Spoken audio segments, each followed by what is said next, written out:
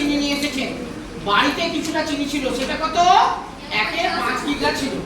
মা সারাদিনে 9/10 কিগ্রা চিনি খরচ করেছে।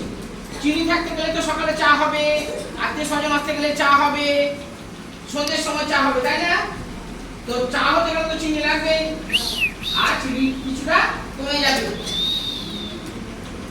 বাবা কিছুটা চিনি নিয়ে এসেছে, বাড়িতে কিছুটা ছিল, আর কিছুটা খরচ হয়েছে, অর্থাৎ চিনি শেষ হয়েছে।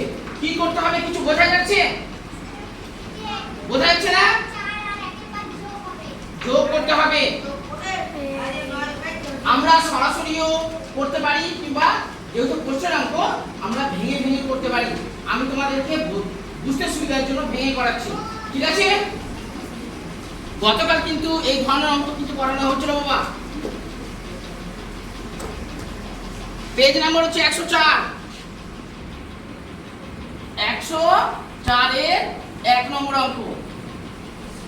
দেখো, মোট চিনি রয়েছে, এভাবে লিখে করছি, মোট চিনি রয়েছে। হাতে লেখা বুঝতে অসুবিধা হচ্ছে বাবা?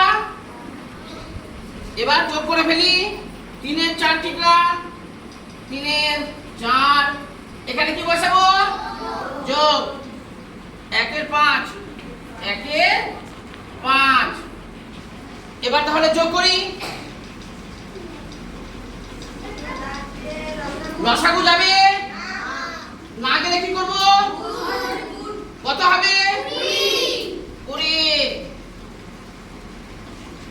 এই 4 দিয়ে অর্থাৎ হর দিয়ে 20টাকে কি করব? ভাগ। কত বেরোবে? 5।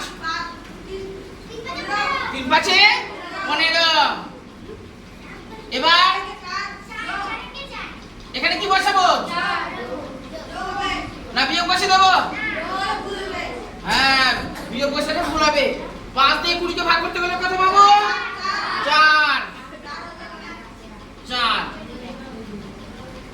19 19 20 উপরে কত হবে? 19 19। এত কিগ্রা। দেখো, এই 19 এ 20 কিগ্রা, এই যে অংশটা, এটা হচ্ছে আমাদের মোট চিনি রয়েছে। বোঝা গেছে? এবার মা সারাদিনে কতটুকু খরচ করেছে, খরচ করার পরে কতটুকু চিনি রয়েছে এখন, এটা আমাদের কাছে জানতে চেয়েছে। বোঝা গেছে? তাহলে এভাবে আমরা লিখি, মোট চিনি তো পেয়ে গেলাম। এবার দিনের শেষে চিনি থাকবে, এভাবে লিখি। এই যে কিছুক্ষণ আগে এই যে মোট কি করে বার করলাম, এই পর্যন্ত বুঝতে কারো অসুবিধা আছে বাবা? যদি অসুবিধা থাকে বলো, এরপরে অংশ করবো। দিনের শেষে চিনি পড়ে থাকবে, দিনের শেষে, তাহলে লিখি দিনের শেষে চিনি থাকবে, দিনের শেষে চিনি থাকবে। কতটুকু চিনি আমাদের মোট ছিল? মোট চিনি কত? ওই তো 19 এ 20 কিগ্রা। 19 এ 20। এবার যোগ বসাবো না বিয়োগ বসাবো? বিয়োগ বসাবো। কত বসাবো? হ্যাঁ, 9/10। 9/10।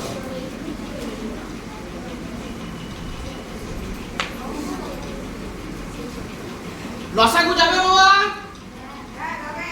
লসাগু যাবে, অর্থাৎ 20 আর 10। 2 দিয়ে যাবে? 10। এখানে 5। আবার যাবে? 5। তাহলে এখানে কত বসাবো? নির্ণয় লসাগু লিখলাম না। শোনো, ভুল যাতে, যদি সংখ্যাগুলো দেখো এখানে মাত্র 3টে সংখ্যা আছে, অসুবিধা নেই। যখন 5টা 6টা থাকবে আমরা কি করব? হ্যাঁ, এইভাবে করে বসাবো। আবার কি করব? এইভাবে বসাবো। তাহলে ভুল হওয়ার সম্ভাবনা থাকবে না, যে কোনোটা ছুটে গেছে। 2 দুগুণে 4, 4 পাঁচে 20। এটাই হচ্ছে লসাগু। তাহলে বসে ফেলি আমরা।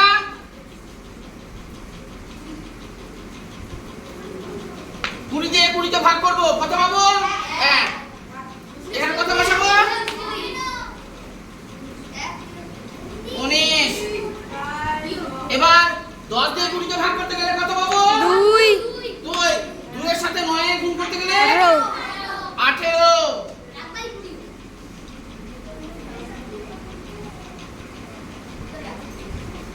বিয়ে করে কত পাবো?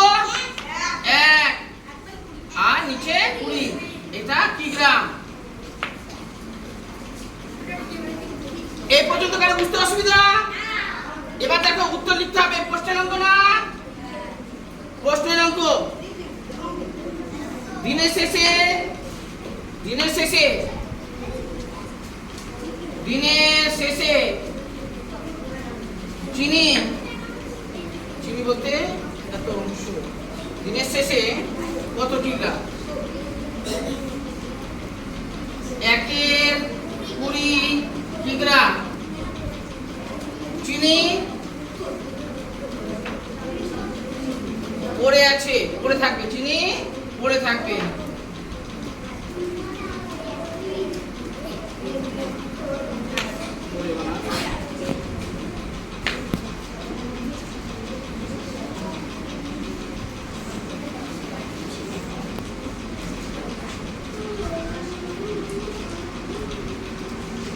কারো বুঝতে অসুবিধা?